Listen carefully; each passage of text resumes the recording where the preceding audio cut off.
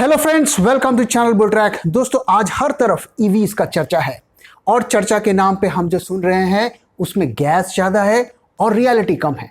तो इस वीडियो में हम ईवीज के बिजनेस और फैक्ट्स के बारे में बात करेंगे और ग्राउंड रियलिटीज के बारे में बात करेंगे, यानी कि नो गैस ओनली एनालिसिस। और उसके बाद मैं आपसे अपना व्यू पॉइंट या अपनी एनालिसिस आपके साथ शेयर करूंगा ईवीज के बारे में। दोस्तों, इलेक्ट्रिक व्हीकल्स कोई नया कॉन्सेप्ट नहीं है, ये सालों से एग्जिस्ट कर रहा है बाहर के देशों में भी और इंडिया में भी। आपने नोटिस किया होगा जो गोल्फ कार्ट होते हैं वो सालों से एग्जिस्ट कर रहे हैं और वो इलेक्ट्रिक से ही चलते हैं। इनफैक्ट हमारी सोसाइटी में गोल्फ कार्ट को यूज किया जाता है रेसिडेंट्स को एक जगह से दूसरी जगह ले जाने के लिए, और वो बैटरी से चार्जेबल होते हैं और हम देख रहे हैं सालों से वो उसे इस्तेमाल किया जा रहा है। लेकिन पिछले कुछ सालों से इलेक्ट्रिक व्हीकल्स में एक रिन्यूड इंटरेस्ट आ गया है पूरी दुनिया में, और उसके दो मेजर कारण है। पहला कारण है पोल्यूशन और ग्लोबल वार्मिंग। जिस तरीके से दुनिया भर में ग्लोबल वार्मिंग का खतरा बढ़ रहा है, तो दुनिया भर के जो गवर्नमेंट्स हैं वो इलेक्ट्रिक व्हीकल्स को पुश कर रहे हैं या प्रमोट कर रहे हैं। अगर हम इंडिया की बात करें तो इंडिया की 20 सिटीज यानी कि 20 सिटीज ऐसे हैं जो वर्ल्ड के टॉप पोल्यूटेड सिटीज में आते हैं। दूसरा जो कारण है इंडिया के पर्सपेक्टिव से जिसकी वजह से ईवीज पे एक रिन्यूड पुश हमें देखने को मिल रहा है, वो है हमारा ऑयल बिल। पूरे साल में अगर हम इंडिया का डेटा देखें तो करीब हम 100 बिलियन यूएस डॉलर्स सिर्फ ऑयल इंपोर्ट करने के लिए खर्च करते हैं, और ये एक बहुत बड़ी रकम बनती है, करीब 7 लाख करोड़ रुपीस। तो इलेक्ट्रिक व्हीकल्स को प्रमोट करके हम काफी हद तक अपने ऑयल इंपोर्ट के बिल को कम कर सकते हैं। तो आइए सबसे पहले हम देखते हैं कि इंडिया में इलेक्ट्रिक व्हीकल्स का बिजनेस कैसा चल रहा है। मैं आपके साथ कुछ ईवीज के सेल्स डेटा को शेयर करता हूं। तो आप देख सकते हैं कि जो ग्राउंड रियलिटी है या ईवीज की असलियत है इंडिया में, वो कुछ खास हमें नहीं दिख रही है इस डेटा को देखकर। हाँ, हम ये जरूर कह सकते हैं कि टू व्हीलर्स में हमें अच्छी ग्रोथ देखने को मिल रही है।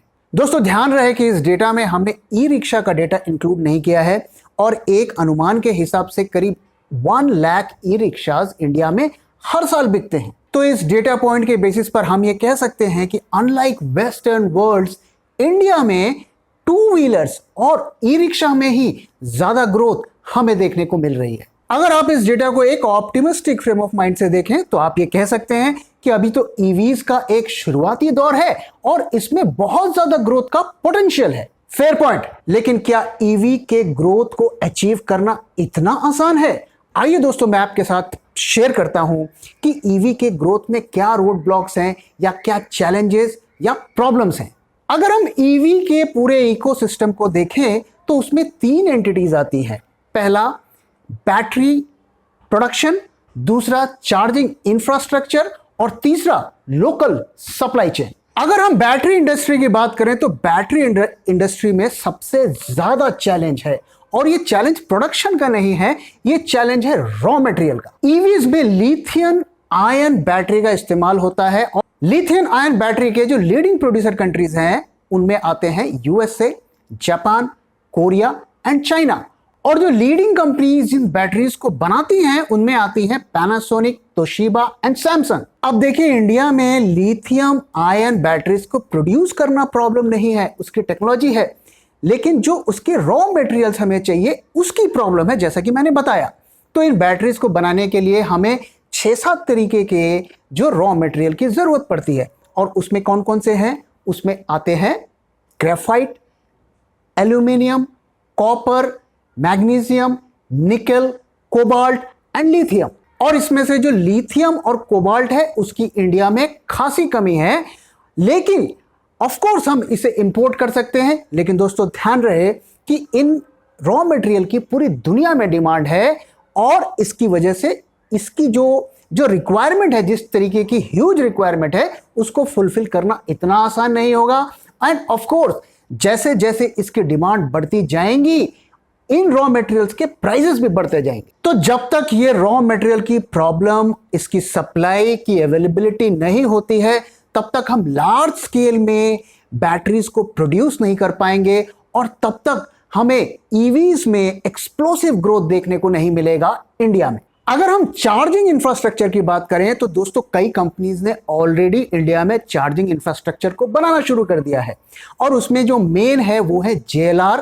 तो टाटा मोटर्स ने करीब 30 to 35 चार्जिंग स्टेशंस ऑलरेडी बना दिए हैं।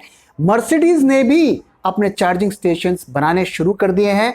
And the good thing is कि आप एक दूसरे के चार्जिंग इंफ्रास्ट्रक्चर को यूज कर सकते हैं, जैसे कि मोबाइल फोन कंपनीज के साथ होता है। टेस्ला ने भी इंडिया में एंट्री मार दी है और वो भी बड़े स्केल पर चार्जिंग स्टेशंस बना सकता है, ऐसे लोग उम्मीद कर रहे हैं। तो चार्जिंग स्टेशंस को बनाना और उनके नंबर्स को बढ़ाना कोई बड़ी बात नहीं है। जैसे जैसे ईवीज के सेल्स बढ़ते जाएंगे, चार्जिंग स्टेशंस अपने आप बढ़ते जाएंगे, इसमें हमें कोई बड़ी प्रॉब्लम नहीं दिखती। लेकिन चार्जिंग में एक समस्या है कि आप जब अपने बैटरी को चार्ज करते हैं तो वो 1 घंटा, 2 घंटा, 3 घंटा भी ले सकता है।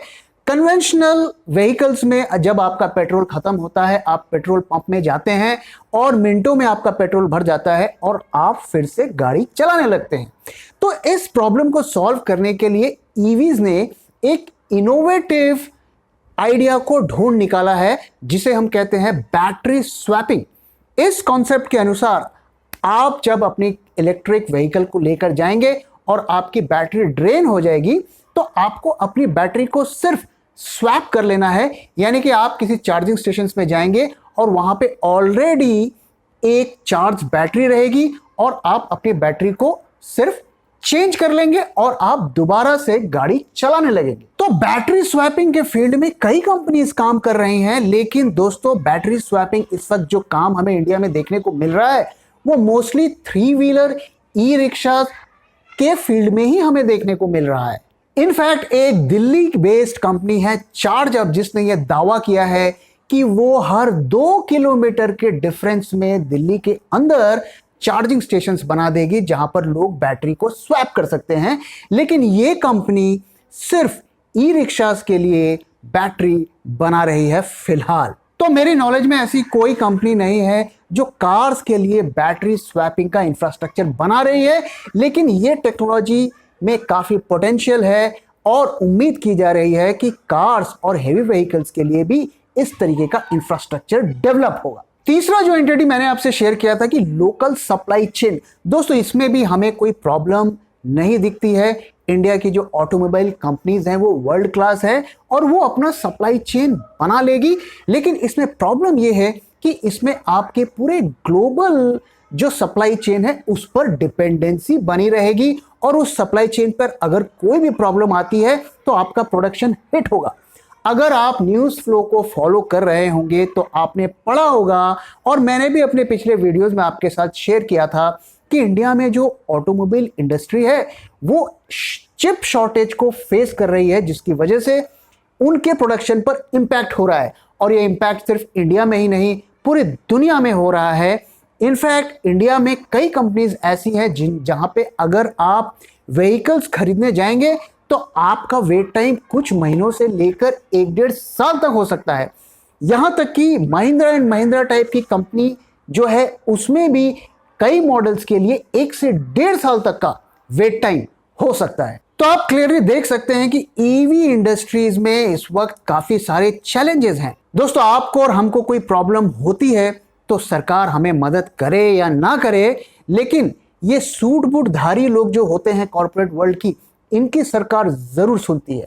तो इनके चैलेंजेस को सरकार सुन रही है और सॉल्व करने की कोशिश कर रही है। जैसा कि हमने देखा कि पिछले कुछ महीनों और सालों में ईवीज को प्रमोट करने के लिए कई सारे अनाउंसमेंट्स हुए हैं, कई सारे पॉलिसीज को अनाउंस किया गया है और उसमें से एक है FAME पॉलिसी। तो मैं आपके साथ अब शेयर करने जा रहा हूं कुछ ऐसे पॉलिसीज जो गवर्नमेंट ने अनाउंस किए हैं ईवीज और ईवी कंपनीज और ईवी बिजनेस को प्रमोट करने के लिए और सपोर्ट करने के लिए। उसमें से पहला है कि मिनिस्ट्री ऑफ हेवी इंडस्ट्रीज ने अनाउंस किया है वो थाउजेंड्स ऑफ बसेस यानी कि करीब 5 to 10,000 बसेस परचेज करेगी, यानी कि इलेक्ट्रिक बसेस को परचेज करेगी ईवी कंपनीज को सपोर्ट करने के लिए। दूसरा जो अनाउंसमेंट है कि अगर आप एक ईवी खरीदते हैं लोन लेकर तो आपके जो लोन का इंटरेस्ट है उस पर गवर्नमेंट आपको सब्सिडी देगी। तीसरा जो अनाउंसमेंट हुआ है कि गवर्नमेंट करीब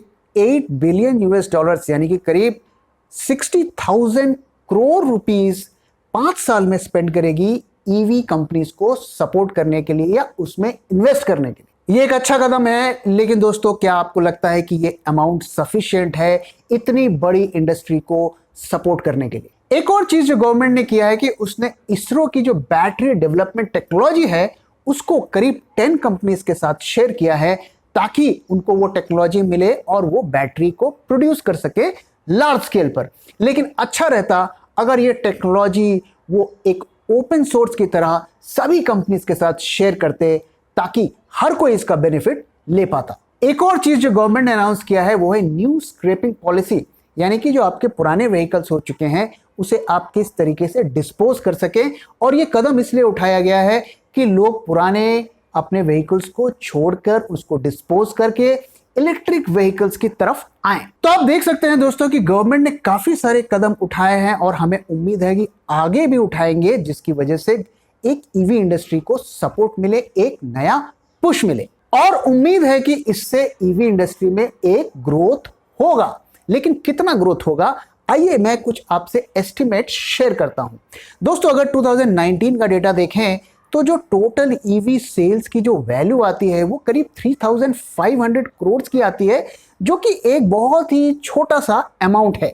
अब कुछ कंपनीज ने कुछ रिसर्च किया है और रिसर्च के बेसिस पर उन्होंने हमसे कुछ फिगर्स शेयर किए हैं कि ईवी इंडस्ट्री में कितना ग्रोथ हो सकता है। तो P&S इंटेलिजेंस ने जो सर्वे किया है उसके हिसाब से ईवी में इंडिया में करीब 20% का ग्रोथ होगा हर साल।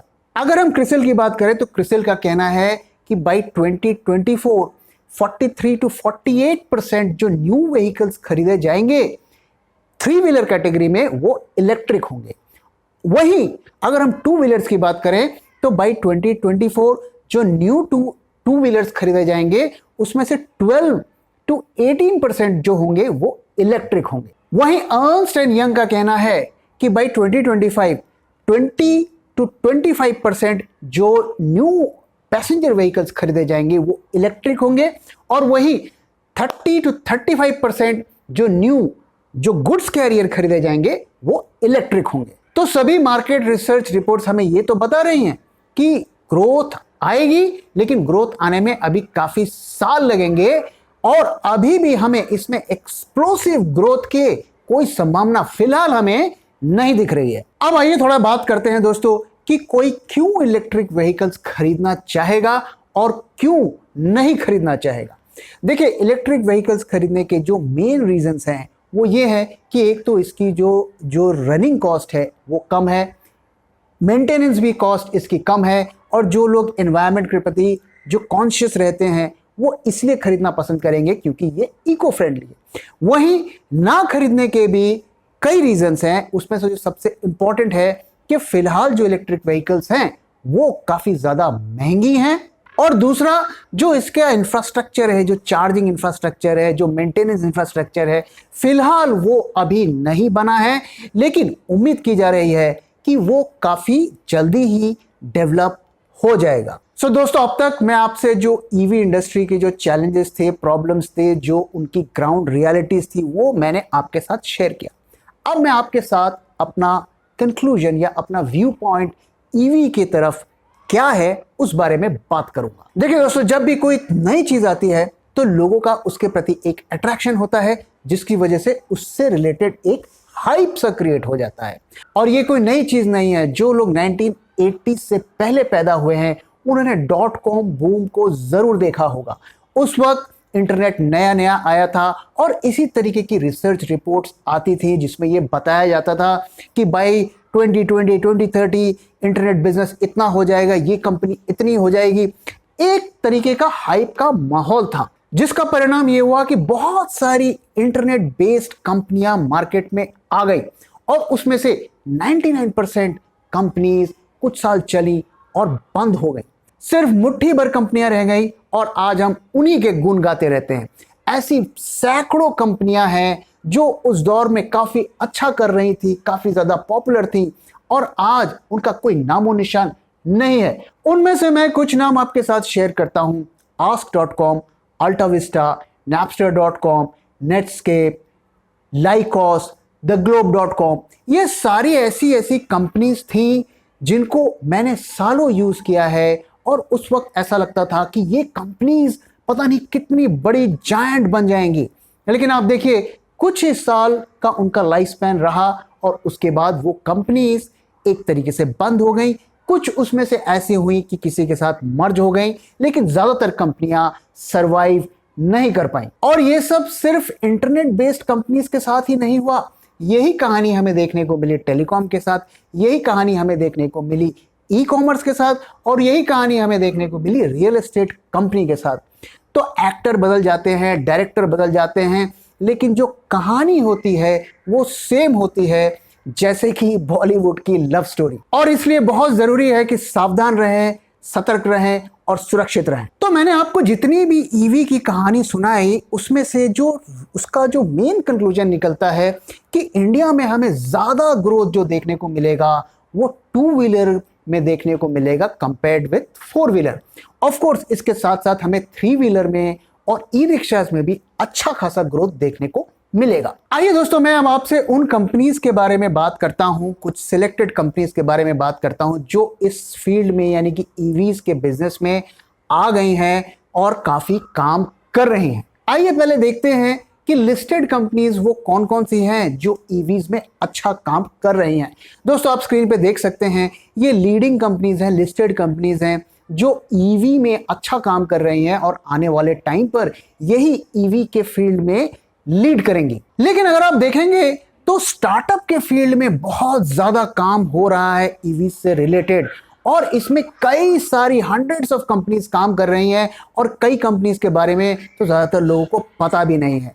मैंने कुछ स्टार्टअप कंपनीज का नाम पिक किया है और आपके साथ शेयर कर रहा हूं, और इसमें से मैं दो कंपनी के बारे में आपके साथ जिक्र करूंगा। उसमें से पहली जो है ओला इलेक्ट्रिक। दोस्तों ये कंपनी काफी ज्यादा काम कर रही है, लेकिन ये मेनली टू व्हीलर्स के फील्ड में काम कर रही है, और कंपनी का ये दावा है कि दुनिया की सबसे बड़ी टू व्हीलर इलेक्ट्रिक कंपनी की मैन्युफैक्चरिंग फैसिलिटी वो इंडिया में बनाने जा रही है। दूसरी जो कंपनी है वो है मिसैलियो। दोस्तों ये कंपनी जो है इन्फोसिस के को फाउंडर और उनके बेटे ने बनाई है। अब ये तो नेपोटिज्म हो गया। तो आप देख सकते हैं कि किस तरीके से बड़े बड़े नाम भी ईवीज में आ रहे हैं, और ईवीज में इस वक्त काफी एक्टिविटी चल रही है। आने वाला वक्त ही बताएगा कि इसमें से कितनी कंपनी सक्सेसफुल होती हैं और कितनी फेल हो जाती हैं। तो दोस्तों इसी के साथ मैं इस वीडियो को यहाँ पे खत्म कर रहा हूँ। वीडियो कैसा लगा जरूर बताइएगा, और अगर वीडियो पसंद आया है तो प्लीज वीडियो को लाइक करिए, अपने दोस्तों के साथ शेयर करिए और हमारे चैनल को सब्सक्राइब करिए। Thank you very much for time दोस्तों, फिर मिलेंगे किसी और वीडियो में।